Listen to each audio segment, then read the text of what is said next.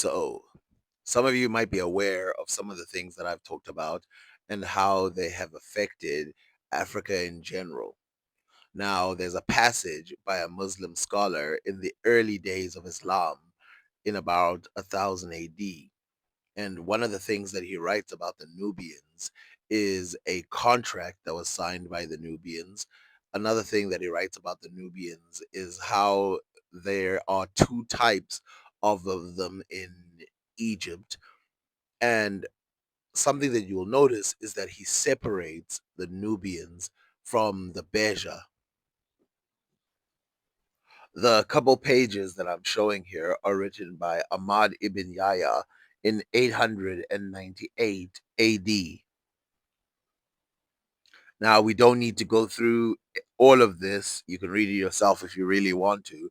But I want to show you that this is the passage where they were talking about the military abilities of the Nubians. So you see here, they were fond of fighting with arrows, but their arrows would scarcely ever hit on the ground.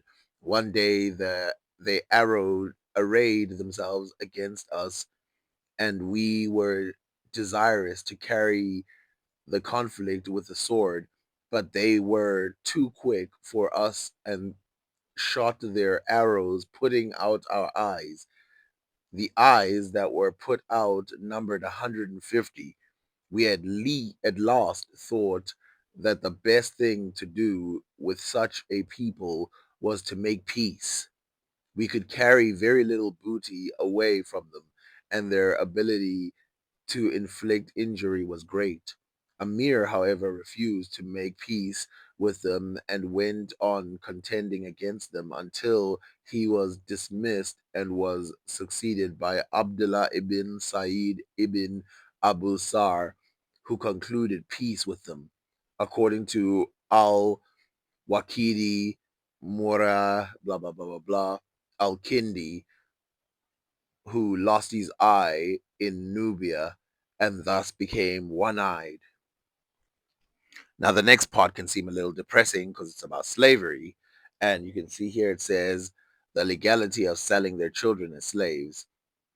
Abu Abid al Qasim ibn Salim from Yazidi ibn Abi Habib, the latter said, "Between us and the black tribes, no treaty or covenant exists, only a truce was arranged between us, according to which we agreed to give them some wheat and lentils, and they to give us slaves.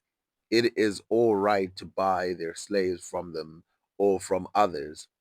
Abu Ubaid from Al-Liyat ibn Sa'id, the latter said, "The terms we made with the Nubians stipulated only that we never fight against them, nor they against us, that they give slaves and we give them value in terms of food. If they desire, therefore, to sell their wives or children, there is no reason why they should not be brought in a report of Abu al Bakhturi and others.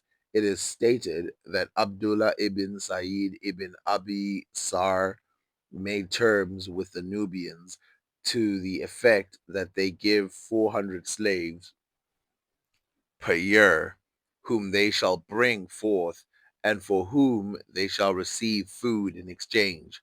The Caliph al Mahdi ordered that Nubia be held responsible every year for 360 slaves and one giraffe, and that they be given wheat, vinegar, wine, clothes, and mattresses, or the value thereof.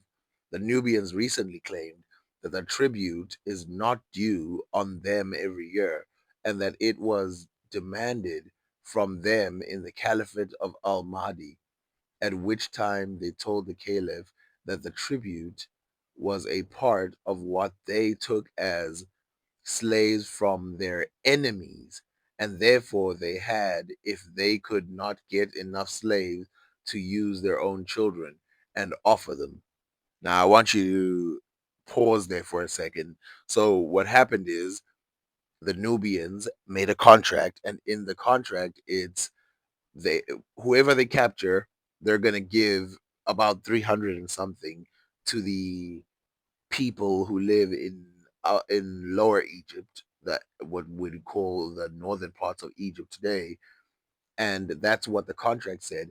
But these kings, even in times of non-war, were demanding the same amount, saying that otherwise they're going to attack, and so they had to use people in their society. Now, I wanted to comment on this earlier, but I think I should just read it. I want to comment on earlier when they say sell their children and wives. It doesn't mean that each individual does. It means that the king comes there and says we need this many people to be sold. They get people, whether it's the sick or whatever, and then they bring them to the Arabs who were currently leading the area at the time of Egypt.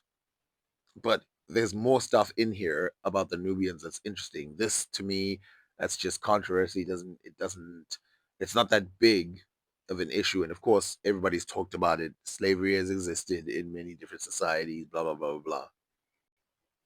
Al-Mahdi ordered that they be tolerated and that the tribute of 1 year be considered as if for three. No confirmation, however, could be found in the register of Al-Hadra, but it was found in the register of in Egypt, Al-Kumi in Al-Beja. Now here's the interesting part. So now we're talking about the Beja regions, not the Nubian regions, although there is an overlap.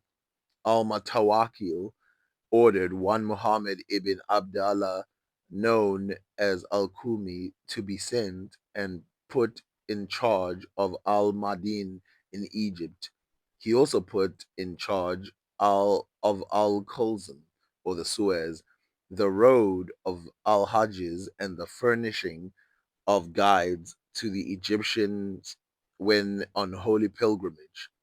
Arriving in Al Madin or Medina, he conveyed provisions in ships from Al Kulzum to the land of Al Buja. He then proceeded to the seacoast called Idab, where the ships met him. With these provisions, he and his followers were strengthened and fed until they came to the castle of the king of Al Buja. Al Kamini attacked him. Before I continue, I want to state this because even Ibn Battuta mentioned that the people who took him to the other side, so in other words, people from the Beja tribe, were the gateway from Egypt to Arabia. So I don't know which direction they're going, but I'm guessing they're going south. If they're going south, then they have to go through all of these tribes, and the Beja, of course, speak a Cushitic language, so they would be able to understand some of the people in that region. Maybe they went north, but then I don't understand why they would use Beja people as guides. Although the Beja people are found in the deserts to the east. Remember that desert. We have to talk about Elephantine again and the Siwa Oasis and all these places, which are all black regions. So now we're nearly there. This is the last page that I'm reading, and I want to tell you about the matrilineality of these people because, again, sometimes it feels like I'm forcing something to be real, but I am not. I can't help the fact that African tribes from north to south were matrilineal. That's not something that I'm forcing, and you will see when I read. Small force, and the king of Al Buja made a sally with his numerous men on a camels fastened with girths. Al Kumi brought bells and put them on his horses. As soon as the camels heard the bells sounds, they ran away with the Al Buja men over hills and valleys. The chief of Al-Buja was killed and was succeeded by his sister's son. Now, this is the important part. Remember, this was true for the Mali Empire as well. The person who got in is not the son of the brother or the son of the king himself, but the sister. So one aunt's son becomes the king. This is what matrilineality is all about. that the it's not that a woman is going to be in charge, which in some cases it is, like the matrilineal belt in Africa, but in other places, what it means is your sister's child, the Asante, a lot of these people, it's just true West Africa, East Africa, ancient Egypt, so many places. Now, remember, ancient Egypt, one of the things they did, and I think a lot of people don't talk about this a lot, one of the things they did was they married their own sisters and they married their own aunts and they married their own to keep it in the family and stuff.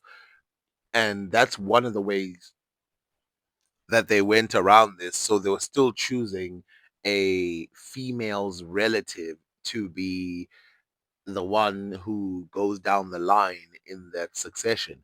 But I'm telling you, from North Africa all the way down to the southern African regions, the choose a group. It doesn't matter. I think the only group that is exempt from this is the Khoisan.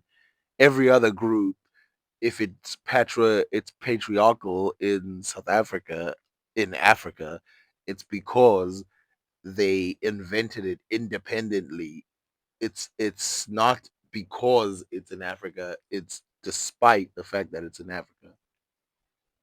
So as we continue, and was succeeded by his sister's son, whose father was one of the kings of Albuja.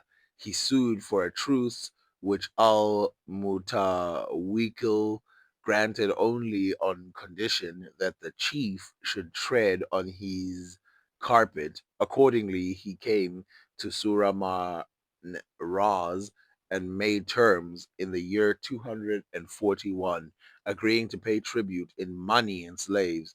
He was then sent back with Al Kumi. Thus, the people of Al Buja are in a state of truce in which they pay tax and do not prevent the Muslims from working in the gold mines, which terms are mentioned in the conditions imposed upon their chief. Now, of course, it seems sad because, of course, the Nubians and the Beja have a raw deal here where they have to sort of sell people in order so they can keep peace. But this is one of the things that the Arabs did, slavery. And even though the Nubians had slaves at one time and the Beja had slaves, this passage does not say that. What it says is that they sold people into slavery, and a lot of it seems that it was forced. They didn't want to do it. I actually think I should make a video on the matrilineal line because showing it one by one like this makes it look way too disconnected. I think at one time I just need to sit down and just dot them down in one full video, like this person, it's the sister in this tribe, it's the sister in this tribe, it's the sister in this tribe. Think about that though for a second from an evolutionary point of view. We all have this evolutionary point of view in our head that the reason why you do things is that so that your own children can get a position. The king here, their child is out. They're not getting anything. It doesn't matter if you're the oldest or the youngest. It's your sister's child that's getting the throne. That's kind of crazy if you think about how every other society works. Thank you for watching.